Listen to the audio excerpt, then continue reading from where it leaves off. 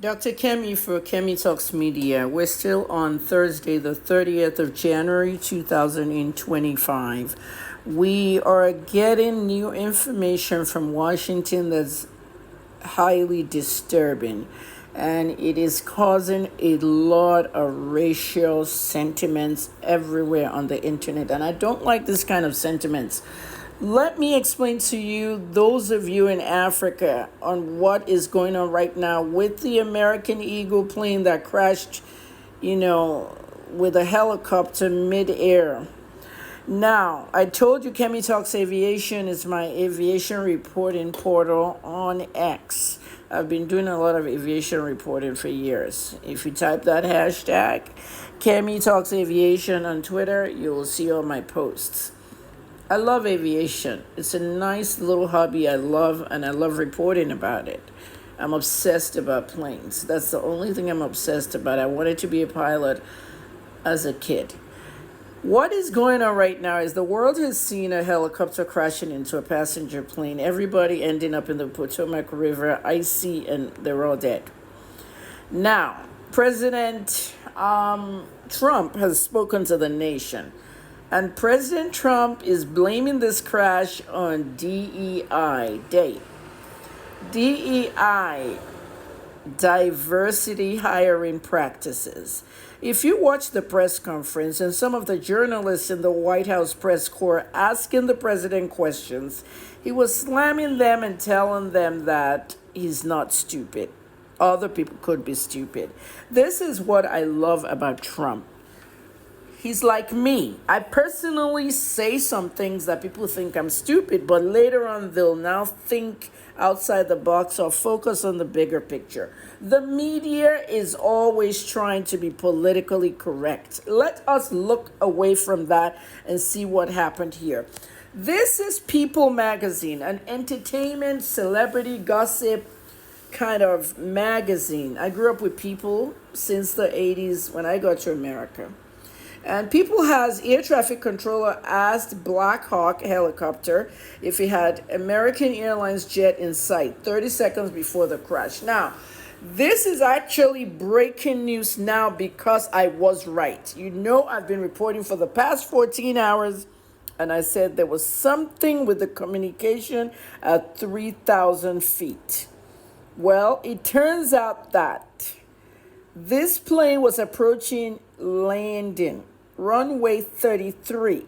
Okay, from my aviation experience in reporting, this plane was going to land on runway 33 at exactly 9 p.m. and it was approaching 2,400 feet. I said 3,000. When you hear the air traffic controllers, the ATC we call them, you will notice something is wrong with what that ATC told the Black Hawk. He said, go behind the CRJ. Okay, the CRJ is the Bombardier, the American Eagle plane.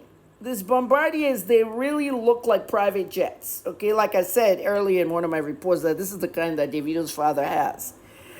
And if you are telling somebody to go behind the CRJ 30 seconds before they hit 2,400 feet to put their toe on the runway and say touchdown Washington, 30 seconds before the crash, you didn't do well because the Black Hawk did not respond.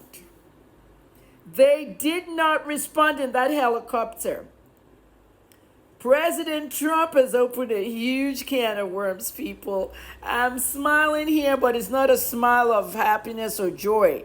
What he has opened here was issues that have to do with diversity, the whole equity and inclusion thing. Hire more blacks, hire more Latinos, all this stuff. Trump was saying we should hire people according to their merit, not according to their color. And we know we've been discriminated against a lot. Is he saying the guy's accent could have caused the crash? Yes, the guy had an accent, kind of like Hispanic accent. We heard his voice on the ATC radio. But did he communicate correctly with that Black Hawk. The fact that the Black Hawk did not respond does not mean that they didn't hear it. Does not mean that maybe his accent kind of like was a little thick. The reason I'm saying this is where Homeland Security and the FBI may need to come in and investigate what was going in that Black Hawk. Who were the pilots?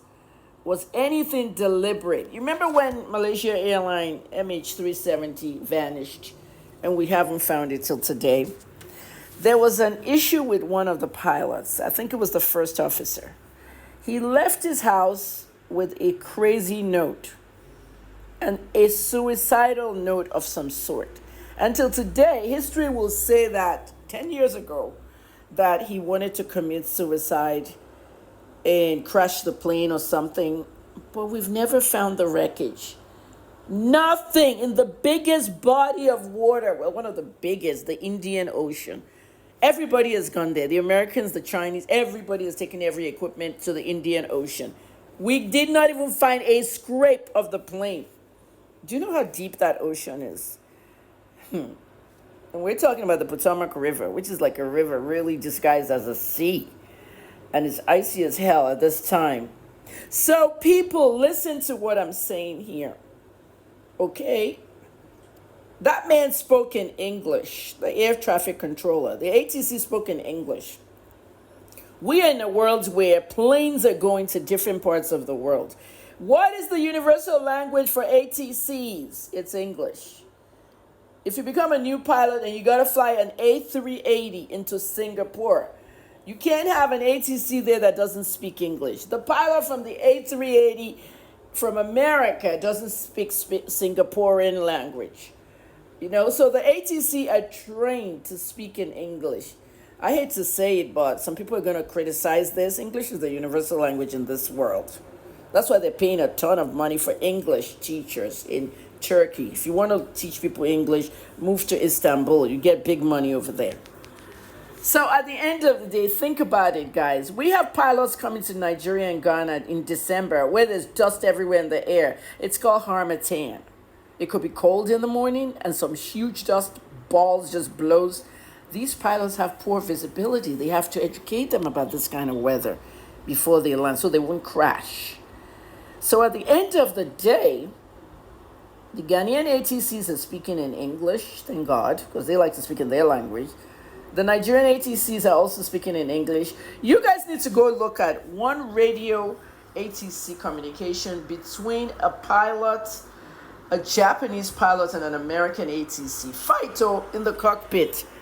The Japanese pilot was like literally pissed off at the American and everything started because of the accent thing. The Japanese pilot thought the ATC at LAX, Los Angeles International Airport, was being proud.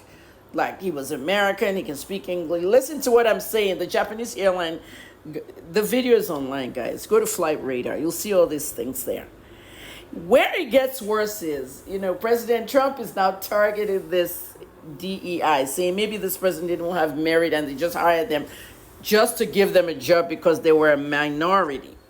I accept the fact that Trump wants merit before minority. This same thing is unfolding in Ghana. I posted it on my page on Facebook today, where a 40-year-old just got nominated as Minister for Communications and Technology. He went in front of the Ghanaian Parliament to testify so they can, accept him, and said, "Oh, I'm so appreciative of President Mahama giving me this birthday gift as minister." No! Does he have PR, people? PR is my second degree. If I was his publicist, I'll say never, ever say that in front of the media. People will think that Mahama gave you the nomination as the Minister for Communications and Technology because he liked you and not because of merit. So merit should come before anything. This is what I've been complaining about for years, that no one has hired me in pharmacy journalism or PR capacity in the Nigerian government. In 17 parastatals, the video I did during Jonathan's administration, that I can work in 17 parastatals, but they've refused to hire me. So the DEI play a role here. It gets worse. At 2,400 feet, the plane is about to land. The radio controls and the plane stopped recording. So we didn't know what the final moments said.